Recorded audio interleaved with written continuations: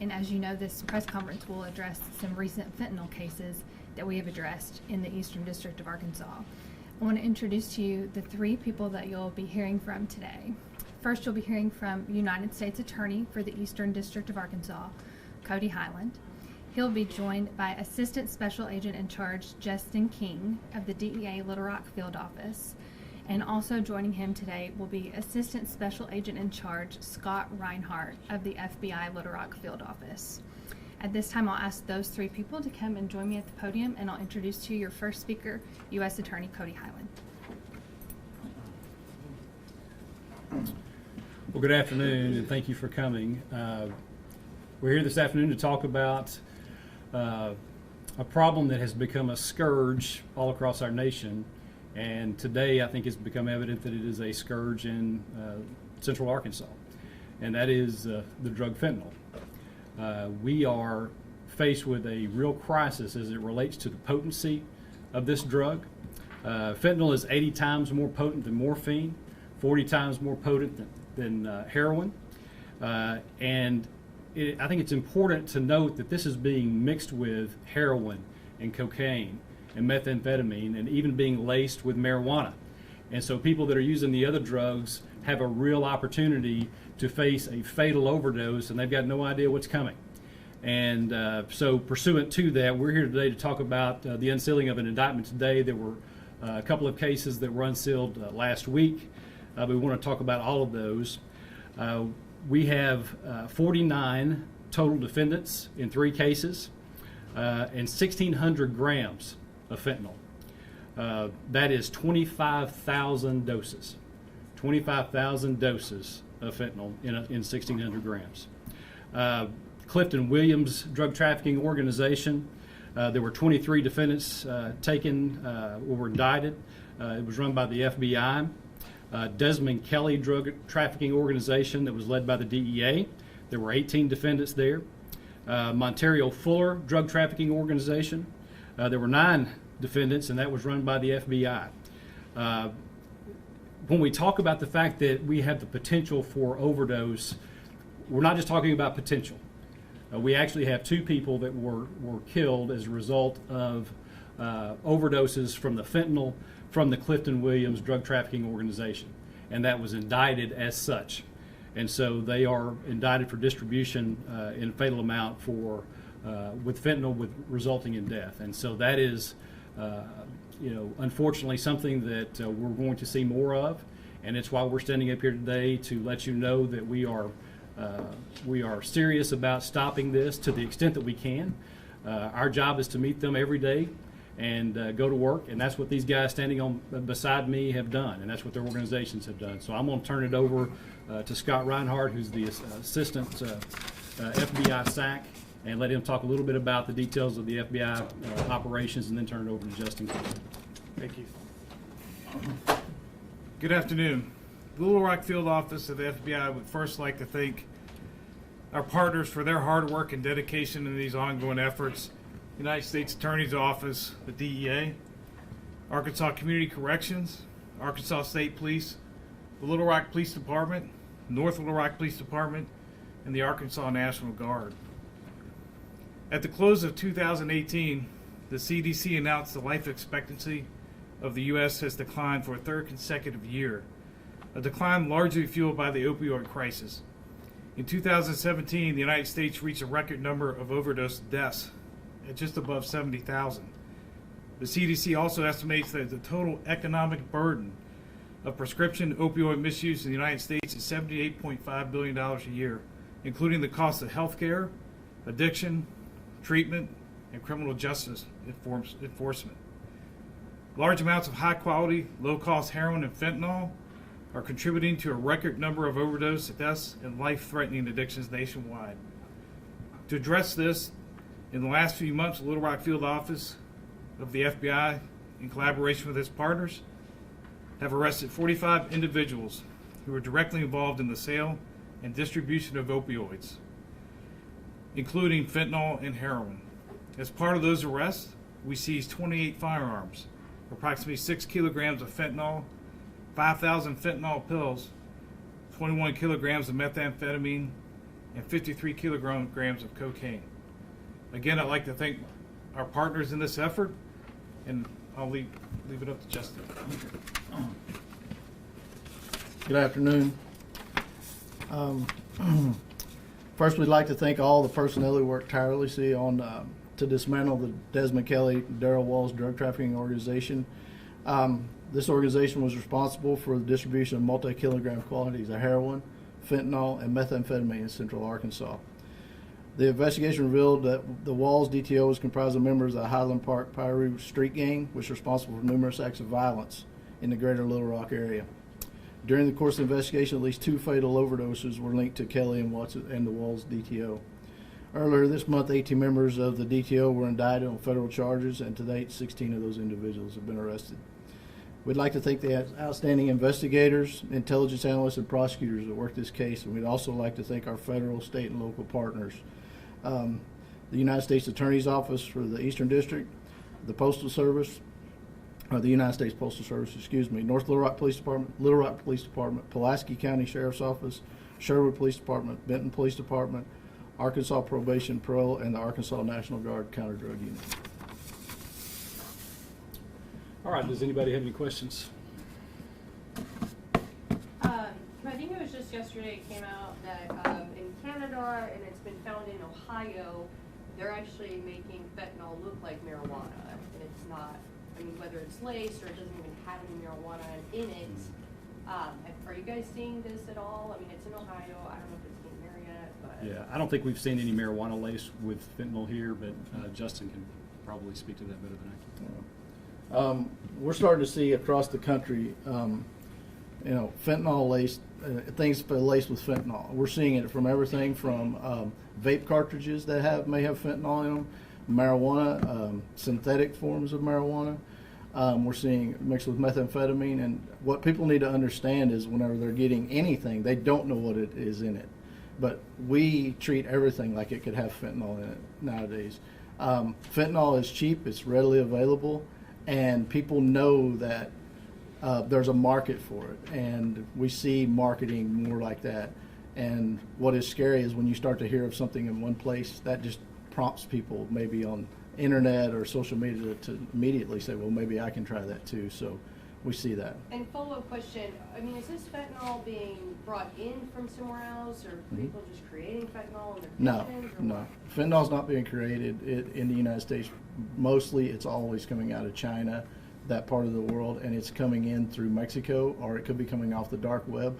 A lot of what you're seeing with fentanyl now is even being pressed into pills, counterfeit pills that looks like they're a opioid painkiller. It could be Oxycontin, something like that, and they're coming across the border. We're seizing huge numbers of fentanyl, counterfeit tablets that are purported as that, but they're actually fentanyl, because the drug trafficking organization can take fentanyl, a small amount of fentanyl, and produce a much, because it's a concentrated version.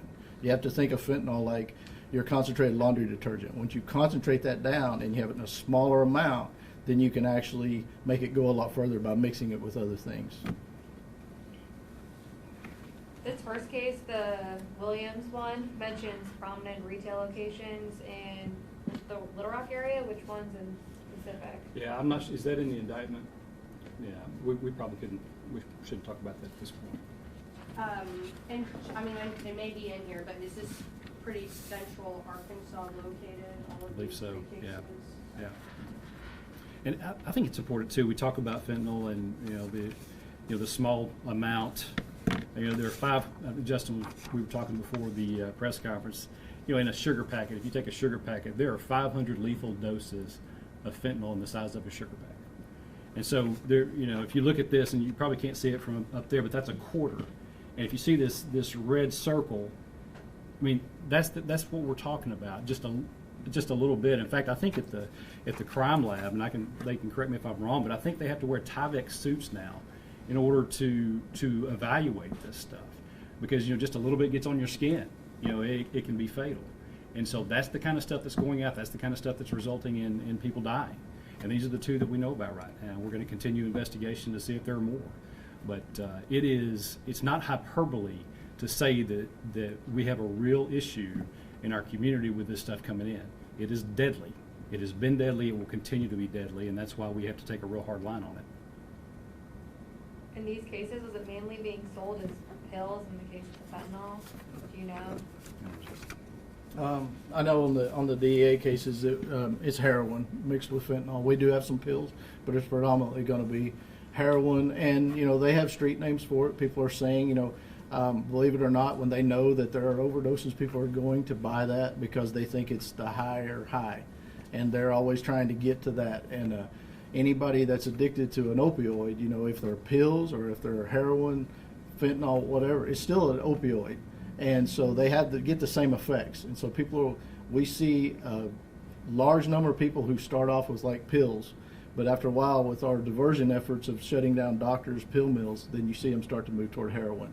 And now the drug trafficking organizations have found a way to take, instead of a kilo of heroin costing upwards of $45,000, a kilo of fentanyl costing $5,000. And you're getting so much more out of that. So we're seeing it cut or spiking into heroin, but it's also sometimes just being cut with something else that looks white powder, brown powder. They're getting it. It's fentanyl. No, and it's also, we talked about the threat to citizens and addicts and things like that, but it's also a huge threat to law enforcement.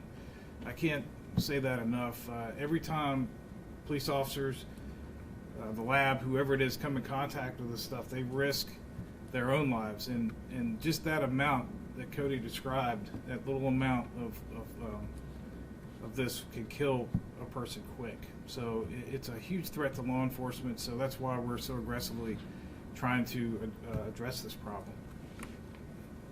Were there any connections between these three organizations, or did it just happen to be concurrent investigations? They were concurrent investigations.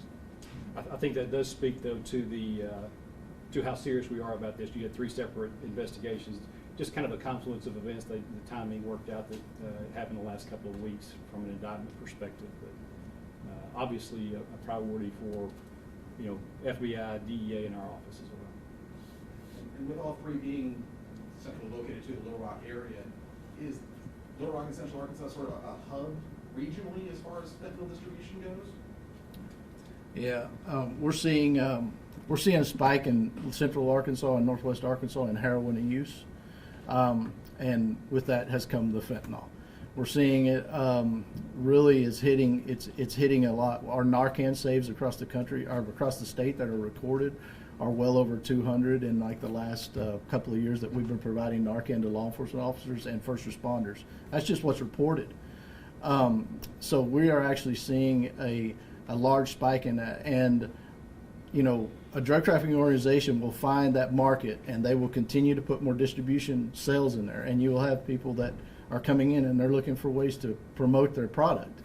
And so with social media and things like that, we're finding that the word gets out really quick.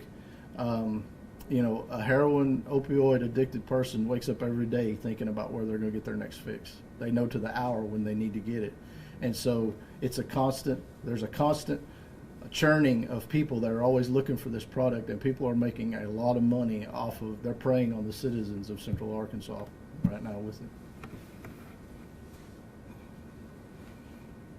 You mentioned for the Clifton one that I guess the Pyroos are one of the people that are involved with this. Were they the only named organization that you guys get connected to fentanyl? They're not the only named organization, but some of these investigations are still ongoing, so I'm not going to go into a lot more detail about the organizations involved, except to say that if you are an organization that are trafficking fentanyl and heroin and all these other deadly drugs in the streets of Arkansas, you will come in contact with us at some point. How do these three organizations kind of rank within the scale of all the groups that are bringing drugs in here? Are these three the biggest and the worst offenders? Are there bigger groups dealing even more drugs out there? I don't know how you rank them. Yeah, I wouldn't say there's a ranking. I would say that they're significant, at least from the ones that we're working, and I'm sure Scott would say the same. They're significant drug trafficking organizations.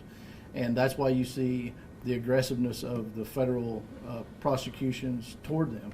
And but what I would tell you is they're very dangerous. They're putting a very dangerous product on the street, and they want to keep people using it. and but I wouldn't say, but I would say all our drug organizations are significant. You know, anybody that's putting poison on our streets is significant.